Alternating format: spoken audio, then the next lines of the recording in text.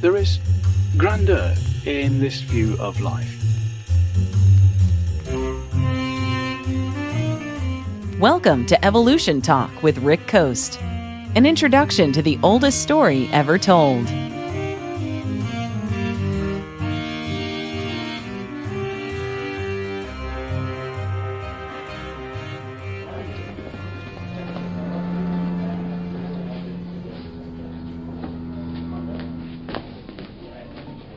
In August of 1856, students gathered for a summer lecture by Professor of Anatomy Hermann Schaafhausen.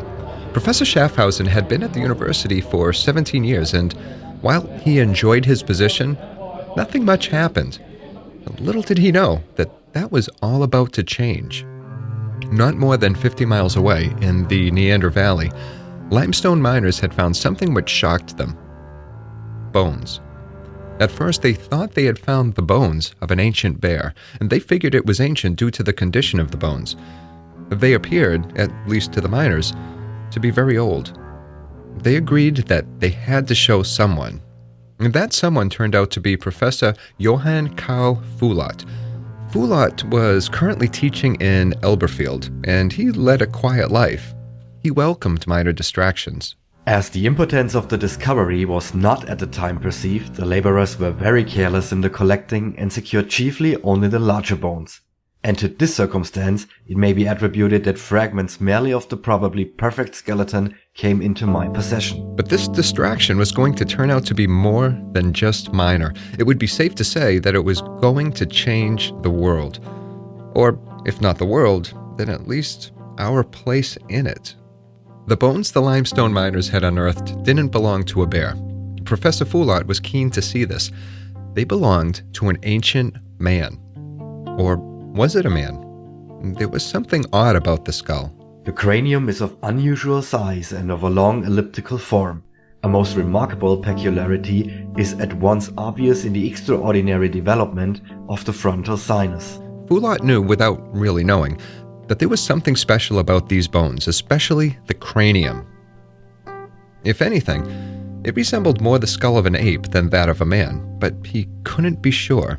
He had never seen anything like it before, and he was excited. So excited, in fact, that he couldn't tackle this alone. He needed another set of eyes. He had attended the University of Bonn himself, so it was there that he brought the bones. More specifically, he brought them to the aforementioned Professor of Anatomy, Hermann Schaafhausen. It wouldn't be an overstatement to say that Schaafhausen was excited, extremely so after viewing the specimens. Foulat claimed that the skull appeared to be that of an ape, or at the very least, similar to an ape. It certainly wasn't a bear, as the miners had thought when they first discovered them, nor, he was pretty certain, was it human, at least not a human that he had ever seen. So Schaafhausen spread what he had out over a large table. Here was the cranium with its long elliptical form. He also had a clavicle, a scapula, a radius bone, a hip bone, and sets of both the ulna and the femora. Schaafhausen knew a couple of things immediately. It wasn't a bear. That was for sure. Nor was it an ape or a human. Not a modern human anyway. Upon further examination, he also knew that this thing, for that was pretty much all he could call it at the moment, this thing, had been buried for thousands of years, tens of thousands, which put it at a time long before modern humans walked the hills and the meadows of Europe. This thing could have bumped into a woolly mammoth. So what was it? An early group of savages, perhaps? The human bones and cranium from the Neanderthal exceed all the rest in those peculiarities of conformation which lead to the conclusion of their belonging to a barbarous and savage race. Whether the cavern in which they were found, unaccompanied with any trace of human art, were the place of their interment, or whether, like the bones of extinct animals elsewhere, they had been washed into it, they may still be regarded as the most ancient memorial of the early inhabitants of Europe. In 1858, Schaafhausen published a paper on the subject in the prestigious journal Archives for Anatomy, Physiology, and Scientific Medicine. The debate for the identity of the bones found in the Neander Valley was on, not only in Germany, but far beyond its borders and its time. In 1864, a geologist by the name of William King came to a different conclusion about the bones that Schaafhausen had. These weren't the fragments of an early human savage. The cranium alone spoke volumes about its identity, or lack of identity. King pointed out that the cranium could in no way, shape, or form have contained within its structure a human brain. It was an entirely different species altogether. I feel myself constrained to believe that the thoughts and desires which once dwelt within it never soared beyond those of a brute.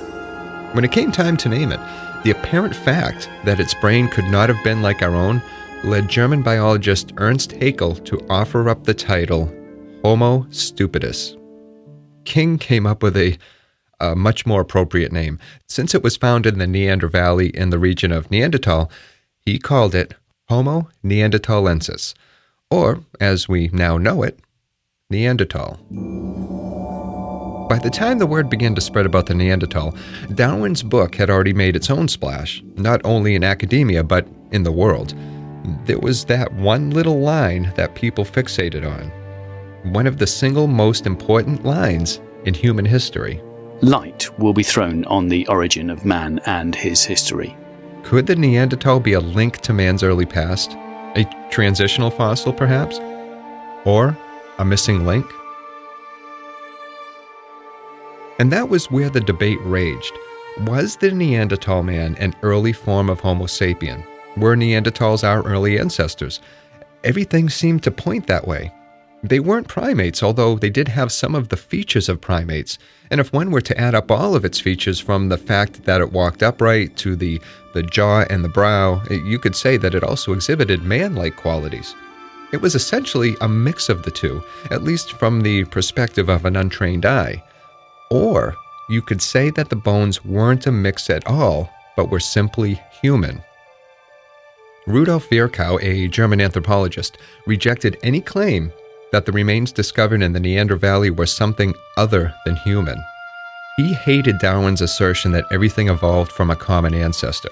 He even went so far as to call Darwin an ignoramus. What he saw in the Neanderthal skeleton was a deformed human being and nothing more.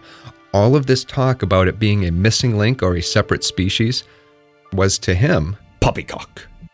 Even Darwin's greatest supporter, Thomas Huxley, pointed to the features of Australian Aborigines as proof that the Neanderthal was nothing more than a form of Homo sapien. Everyone seemed to be jumping the gun on this one. To Huxley, Virchow, and others, it was all simply a case of wishful thinking. Professor Schaafhausen continued to think and write about his Neanderthal for the rest of his life. Other examples, too, began to pop up all over Europe. In 1886, two complete skeletons, a man and a woman, were unearthed in Belgium, and shortly before that, in 1880, the mandible of a child was found surrounded by the bones of extinct animals. Both sides of the argument continued to throw stones for over a century. And then came DNA analysis. DNA analysis has opened up a whole new line of study, especially where our cousins, the Neanderthals, are concerned. Yes, I did say cousins. We're not descended from Neanderthals, and they are not a transitional form between us and an earlier species of human. They're a separate species altogether who share a common ancestor with us. We are so closely related that our DNA differs from theirs by only 0.12%. 0.12% is really not much at all. But that's not all that DNA has told us.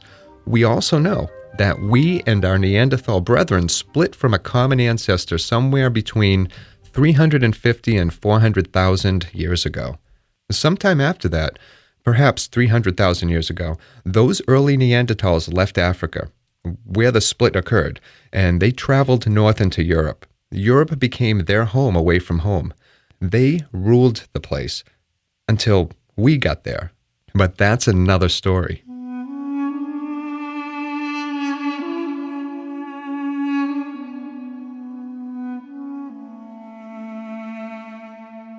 So what else do we know? They weren't tall. The average height of a Neanderthal man was 5 foot 5 inches, and they were stocky and muscular, and they were well built to withstand cold temperatures. And this came in handy in the seasonally harsh northern climates. As some have suggested, and wrongly, they weren't stupid. They made use of tools and even cooked their food. When Homo sapiens began to trickle in and share European soil, they also shared something else with us: children. Genetic evidence presented just last year in 2014 has shown that modern humans, that means you and me, contain traces of Neanderthal DNA. And not because we descended from them, we didn't. It's because of interbreeding. And unfortunately, that's as far as our studies can take us, at least with our current technology, anthropology, and DNA analysis. The Neanderthals are gone. The last Neanderthal walked the earth 40,000 years ago, give or take 1,000 years. And for 5,000 years, they shared Europe with us. And those 5,000 shared years are still steeped in controversy and debate, and quite a bit of misinformation. Sorry, can I just bring you, in a sense, to the point of the question? Do you accept that humans evolved from apes? Yeah, probably. From Neanderthals, yes. Whether... Okay. From Neanderthals? Probably. Why from Neanderthals? Well, who else would you suggest? And this is Professor Richard Dawkins in a discussion with Cardinal George Pell. Neanderthals were our cousins. We're not descended from them.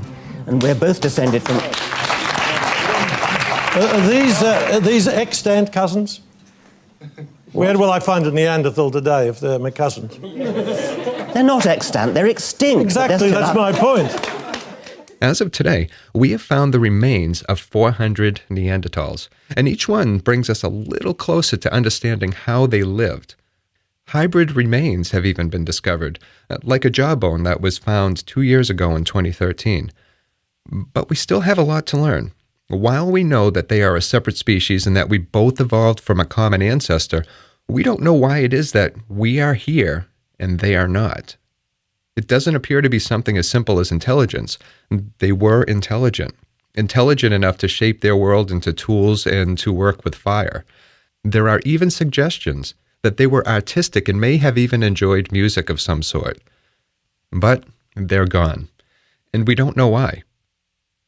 There are ideas as to what may have happened to them. We'll take a look at some of those ideas next week.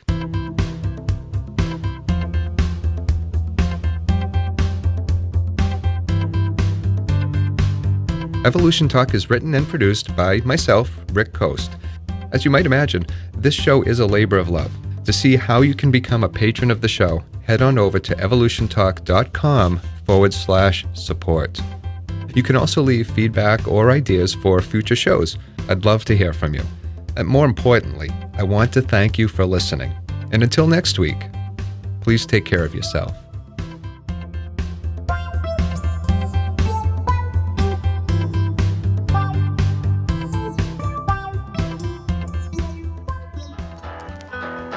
Got nothing to lose. The Neanderthal blues.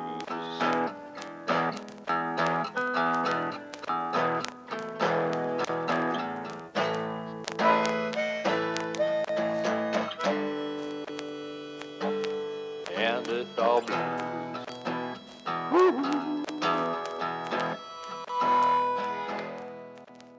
Evolution Talk is a Rick Coast production.